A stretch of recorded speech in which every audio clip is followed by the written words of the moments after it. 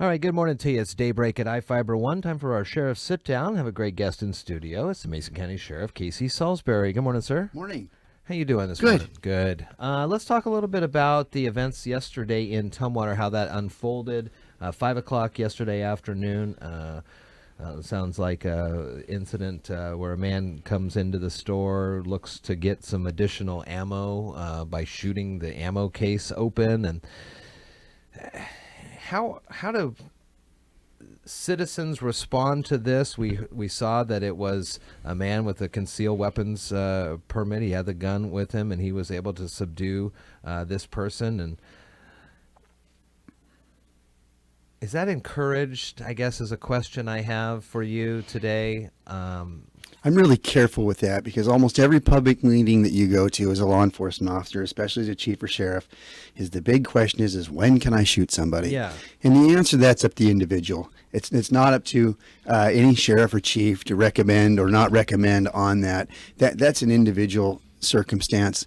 A thing that I've concerned myself with over the last few years is I know that there's been an increase. It's obvious that there's been an increase in the number of people getting permits for concealed weapons. Right. And that's perfectly fine to do that. But I've also had an increase of a number of people then asking, where do I buy a gun or where do I go to take training for that? And maybe doing the training and knowing about the weapon before you buy the permit's probably a better way around. If Sure. Some people are very comfortable, with their skills and abilities and their training or whatever it is, and some people simply don't maybe have that. If you take the class or any sort of intro class, and we've got places around that would do that, you may find quickly that this was not what you thought it was, and you do not want something like this in your possession or around your family. Yeah, I think so. I mean, the whole gun thing, I'm sure you'll get plenty of calls right after I leave. There's going to be an argument either way, no matter Sure. what you say on it. But I do get concerned when a person, are you able to maintain that weapon when you have it? No, if you have it out and people aren't going to get it away from you. I mean, I've seen people come in that, I'd be concerned about somebody taking the weapon from it and Well, it becomes a bigger some folks, problem. they have them just like in the waist, their elastic band of their sweatpants they have in the store. Just Like kind the of FBI guy had it in and his that's- back. that's- Yeah. that's the That FBI was guy. That's a crazy. whole Yeah, I nother- mean, those are the kind of things you've got to consider is, Yeah. the safety of how you carry it and where you carry it and those kind of things. And the incident in Tumwater I haven't seen the whole thing. I've just heard the reports on the radio just like you have and listened to some on the way in this morning. It actually sounds like that was a couple different scenes to cover. Yeah. It started at one Right. location and kind of moved around that area Yeah. over there. That's a lot of area to cover, believe it or not. I mean, you have 3 different scenes and you have people responding, and when a scene's moving like that, what you're getting over the radio might be a delayed response from what the person is initially reporting, and that scene's already moved by the time it comes out to the cars that are approaching on the area. And it's very obviously very dangerous for all of those people, the employees as well as the people going in and out of that store in the parking lot. Okay, so there's a person who maybe has not yet subdued a citizen who is armed, who is at least having a suspect at bay. They're standing there. They kind of have them, hey, don't move. The police are coming, this kind of thing. Then the police arrive, and it's kind of one of those scenes I see in the movies where they show up, but they don't know who the good guy is. They don't know who the bad guy is. Oh, If you're yeah. the good guy in that scenario, what do you do as soon as law enforcement shows up to prove to them that you are Put the trying gun to down. help? Is that what it is? I'll answer that, and I'm going to give you a really good example. First is do what you're asked to do, Okay. because they're not going to know. Yeah. And I know that we've had circumstances in our community where homeowners get really upset because we'll show up, but we don't know if they're the homeowner or they're the person in the house. Right.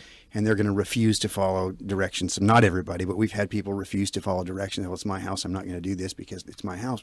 Well, we don't know that. And I'll say I've been on the other end of that recently. I was in a store in another community, and there was a disturbance in the store. And the store manager had said something, and somebody in there recognized me as a law enforcement officer. Mm-hmm. I'm dressed like you are. Oh. And so I kind of got stuck in the middle of something with a really bad individual in the store, and knowing that they were on the phone with another agency, I'm standing there. They're not going to know who I am either. Sure. I was in that same spot. And so you just need to do, be compliant with what they ask you to do when they get there. And as soon as you possibly can and make that connection. For me, I did my best to identify myself when I was there, but still they don't know when they first walk in the door. No. I know those officers aren't going to know who I am from anybody else. No. They don't know if I'm the good guy or the bad guy. Yeah. It's the same thing when I'm out there, or any of our officers are out there uniformed and they come in contact. You don't always know. It really helps when people are compliant. And I know that a lot of times people feel like if you ask them to put a firearm down, that they have the right to do that, but it can create a real challenge for us when we're out there. We've had that happen a number of times. Well, yeah, because you don't know who they don't. are when you come No. up on them. You've got two people holding guns. What are you going to do? Many It's very times scary. too. The other thing is many people are mindful of that too. On the other side of that, we'll get a call at a location or out in the county, and somebody will call and they'll say who they are, that they're the homeowner. They'll oftentimes give you a description, but still you don't know 100%. Anybody could be calling, but most of the time, people will get on there and they'll say who they are, where they're at, or what's happening at their residence or in their neighborhood or something. That does help. This kind of ties into what we talked about last week in a certain way, just citizen enforcement in laws. It was a very hot weekend. It will be hot again today through the week. So multiple folks on boats out Yes. on our lakes. Some may be imbibing with alcohol, and some may be going faster than they should be. How do we maintain the safety for everybody on the waters again? I think, again, you're the very same question that we're talking about on this other issue came up Yeah. with the group on boating. Can I go up and contact those people? Can I go over their house and, a lot, I would say most of the time, and I understand we don't have enough people to cover all the bases. Just, we're playing a baseball game, but we don't have any outfield. And so we don't have enough to cover. We can't be everywhere for everybody at the same time. Oftentimes when a conflict's between two people, that's why we have a referee at a football game, or we have the Right. police show up so that it's a neutral party. Approach on those kind of things is everything, but knowing you're going to maintain yourself is another thing. I caution people to do that because as you see, people want to fight back too. And you can make the situation better or worse. It's really tough to call when you're from the outside how things are going or who you approach on something like that. Out of that boating meeting, I had people say, well, I'm going to go contact them. Well, if you do and it goes bad, I guess you'll be calling us anyway, but you just have to be mindful of that. It's all about the approach. The approach Yeah. and the emotional state of the other person. Right. I mean, there's a lot of factors that go into that, and that's why in our business, when people ask us, you see all these things going on. If you're not there for the emotional factor, see what's going on, where people are at, their mental state, all kinds of things that play into that are on the senior right now. You got to make that assessment within seconds and make a decision. It's tough to do. If you come out and ride sometime and you're in one of those situations, a lot of people get very overwhelmed, and, Yeah. Yeah. and most of the folks in our business are fairly used to that. But I'm sure that yesterday in the stores over there and in the different parking lots, it was very, very challenging for those officers showing up because everybody wants some help somehow. Some are trying to scatter, some are trying to tell you what's going on, and you still don't know who the guy is that you're looking for. Very challenging for Tumwater in the county yesterday. I recognized a lot of those folks over their faces in the parking lot working through that, but it appears to me they have multiple scenes Yeah. that they have to process. There's another one. Those cars in the parking lot, I was thinking to myself last night, the poor souls that have their cars in the parking lot are going to be really upset with the police within the next few hours because those cars aren't going to go anywhere. Right. I said they crime scene that off. We've had that happen in different buildings in our community where somebody says something's happening, we coordinate, then they want to go in and get their cars. They can't go home. Well, they can't. Then they get mad at us.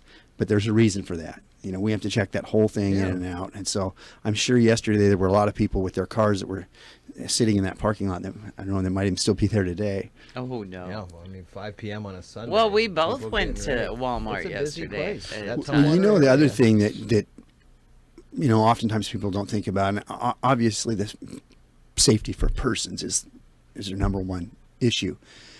If you ever were to look at a store like Walmart or Safeway or Albertsons or whatever store it is like that, a volume store, and you shut that for an hour, I would tell you, you take a look at what that cost of that doing business in that store is. Oh, yeah. The losses to those stores in moments, it starts adding up really, really quickly. I don't think we think about how many Oh, people are moving yeah. through a line all the time, and when you shut a store down like that for any reason at all. Wow, I didn't even think of that. Yeah, I mean, I'm that's a talking those things big go loss. thousands of dollars a minute are adding up at an exponential function in a store like that. So those parking lots, whichever stores were in those parking Yeah. lots, they also lost out too. And I'm not saying they always complain about that, but there's a lot to be said for that. Yeah. It affects Oh, it affects the economics of your community, especially in those businesses.